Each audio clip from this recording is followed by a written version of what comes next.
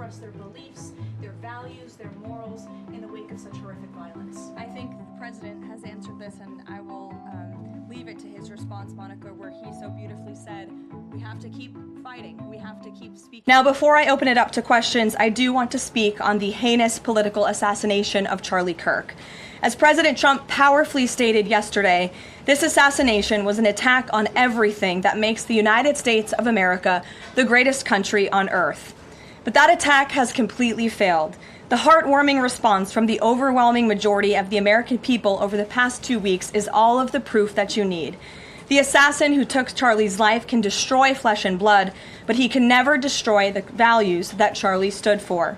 All across the country, millions of Americans have prayed, hosted vigils, attended church services, became politically engaged for the first time, and honored the legacy of Charlie and the ideals he died speaking for. The beautiful memorial service attended by President Trump and 100,000 great Americans in State Farm Stadium yesterday was just the latest example. And Erica Kirk's mercy was one of the greatest acts of grace this world has ever seen. May God continue to watch over Erica and their beautiful children. Unfortunately, there have been some jarring exceptions to this unity. This past Friday, 58 House Democrats voted no, and 38 voted present on a resolution that simply stated, condemning in the strongest possible terms the assassination of Charles James Kirk and all forms of political violence. There were no strings attached to this vote. This was a simple gesture of human decency to denounce political violence. I wish I could say that this was only a fringe group, but 96 votes is nearly half of the entire House Democrat caucus. And they didn't just vote against this basic resolution condemning political violence. A number of those same Democrats took to the House floor to smear Charlie Kirk's name.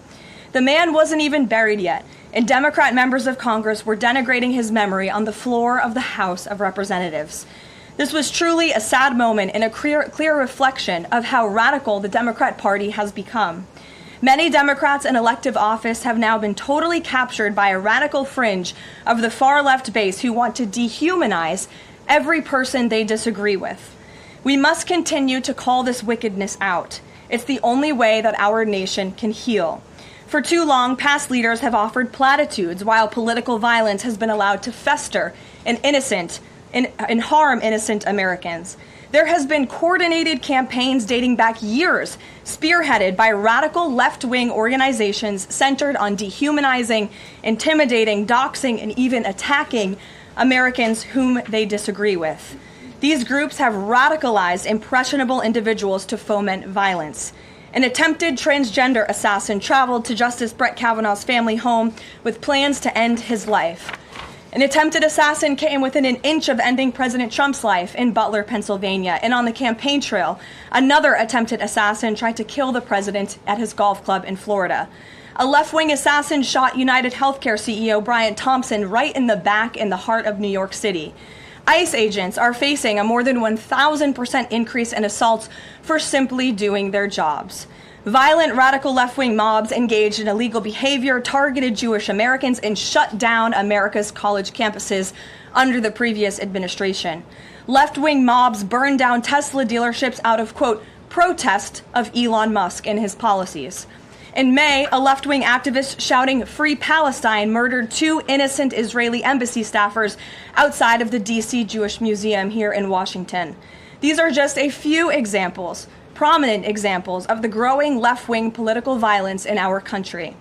Enough is enough, and as President Trump has promised, he will directly address the dark sources funding and supporting this domestic terrorism to finally restore order in our country.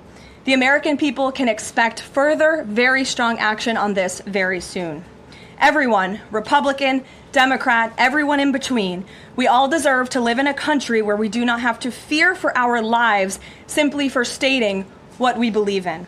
Antifa is going to be designated a domestic terrorist organization. The president intends to sign that executive order very soon as it's drafted, as soon as today, later this afternoon. And this is something the president campaigned on because we have seen a rise in violence perpetuated by Antifa radical people across this country who subscribe to this group. And unfortunately, it's gone widely uncovered by many in the legacy media. It also went completely ignored by the previous administration. Not anymore. Not only, as you mentioned, were the bullet casings subscribed with Antifa mottos, if you will, in the heinous assassination of Charlie, but there have also been more examples than I could read off for you here in this briefing room today of violence from Antifa. I will just read a few. In July 2025, several members of an Antifa cell ambushed and opened fire on officers at an ICE facility in Alvarado, Texas, shooting one officer in the neck. Also in July 2025, 3 Antifa members were charged with assaulting a police officer during a violent riot outside an ICE facility in Portland, which for weeks prior had been under siege from the local Antifa terror cell. In February 2024, a transgender Antifa terrorist detonated an explosive device outside of the office of the Republican Attorney General of Alabama. In July 2023, Antifa members linked to abortionist group Jane's Revenge firebombed pro-life facilities and vandalized churches.